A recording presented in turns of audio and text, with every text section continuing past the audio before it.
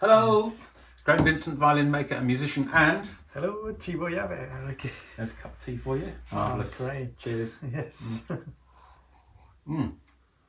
So it's Wednesday, week 4, and it's going quite well. It's been a really, for me, it's been a really good day. I've enjoyed it. It's been great, Yes, actually. me too. For a number of reasons. First of all, the classical shaped Spanish cedar violin that you saw me sort of playing yesterday has been collected, and we have one very happy customer, which is always nice. And I have to say, it did sound rather nice, so very pleased with that one.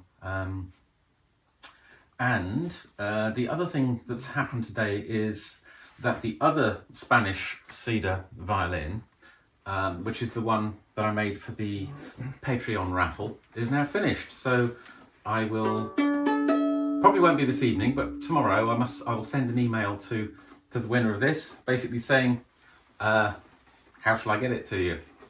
So, but it's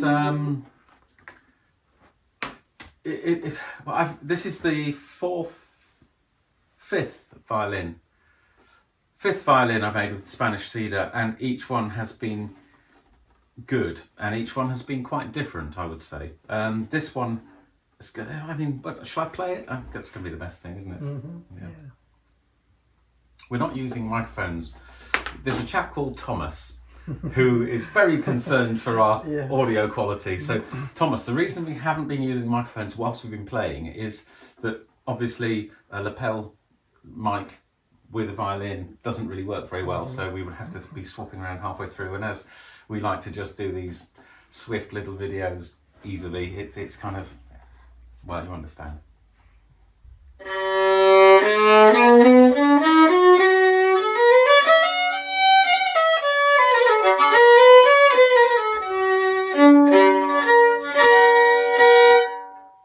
So it's loud, but it doesn't have to be loud, it works quietly as well.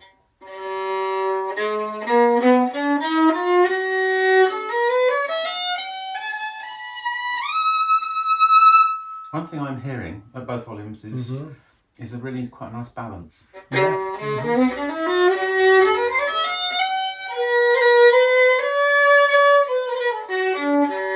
on all the strings, which is really nice. It's quite ringy, which is something I always look for. So when you play a string, it excites the strings which have the same sort of harmonics on. So that always makes playing a violin easier, nicer. I want to play something. Mine goes blank. How about the Lily? Very simple English tune.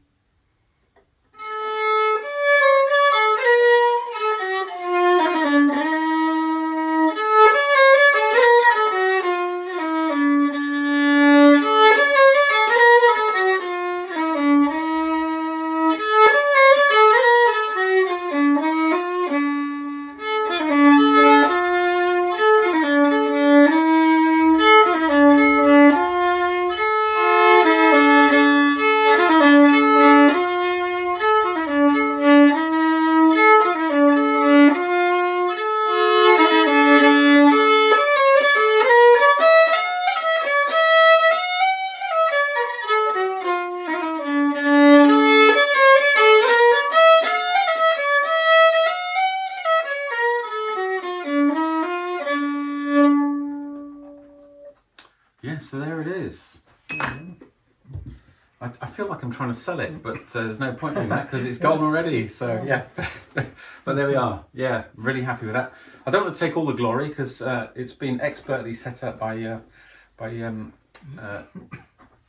Thibaut. Yeah. Still have trouble pronouncing your name. I'm so sorry. No, but you're doing really well. Well, I haven't garbled it too badly lately, I think is the best way to put it. Yeah, so that's a lot of what we've been getting up to today, but that has now come to an end. So all the repairs, the setting up, all of that is now finished and it's behind us. So we're back on the making again. Yes. Thibaut, from about mid-afternoon, I think. Yeah, or a bit later than that, isn't it? Yes, yeah, just Yeah. now actually Yeah. after lunch. Yeah. Oh, no, yes.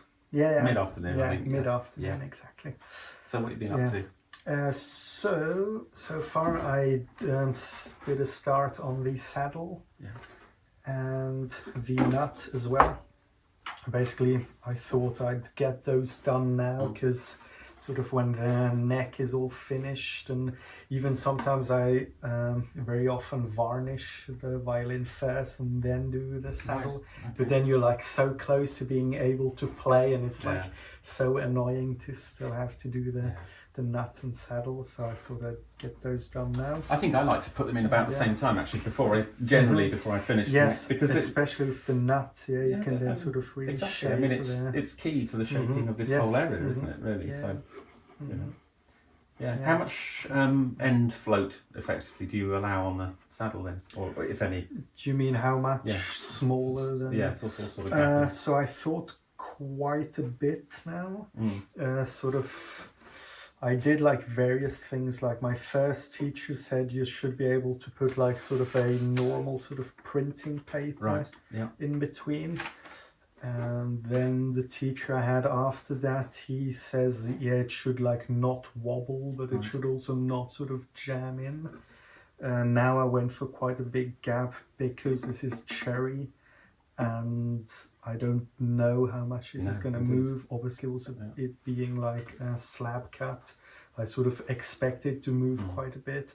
Also I sort of suspect that the humidity is fairly high at the moment. It is, I'm sure. In the workshop, so I thought like when this is going to shrink, better safe than sorry. At some point, I sort of.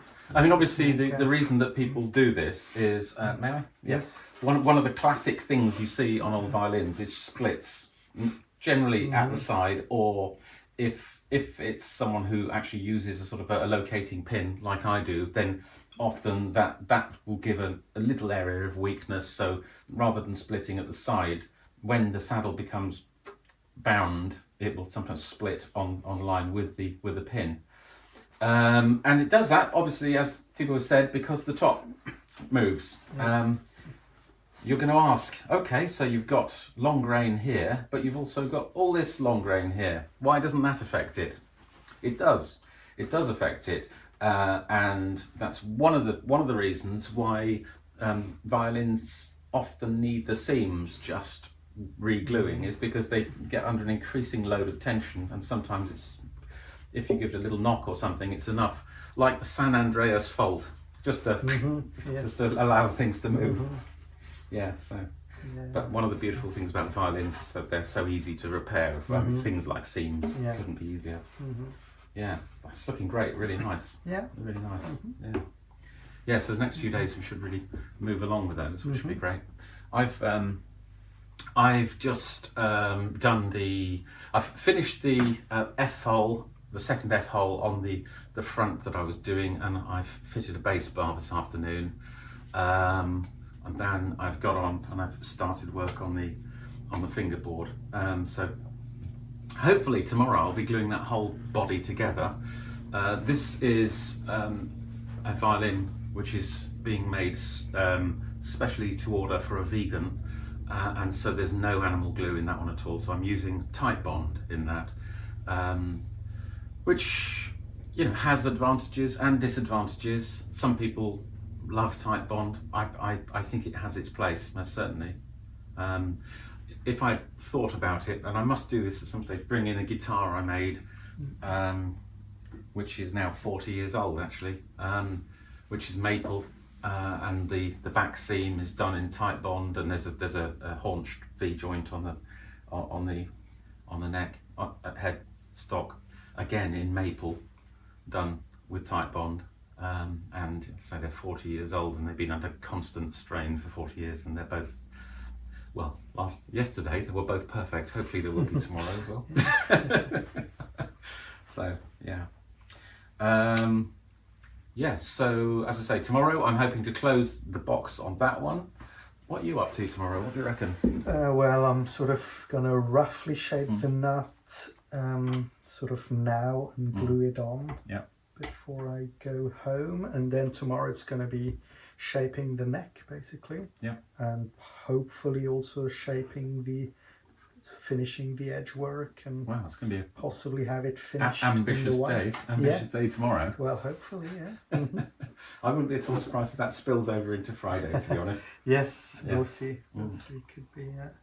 Mm. Yeah. Well, so next week we'll hopefully be on to sort of finishing ideas for this one. Fantastic. Yeah. Okay. Good. I think that's pretty much everything we have to talk about today, isn't it? So, signing off. Yes. Right. Look after yourselves. Cheers, folks. Bye. Bye.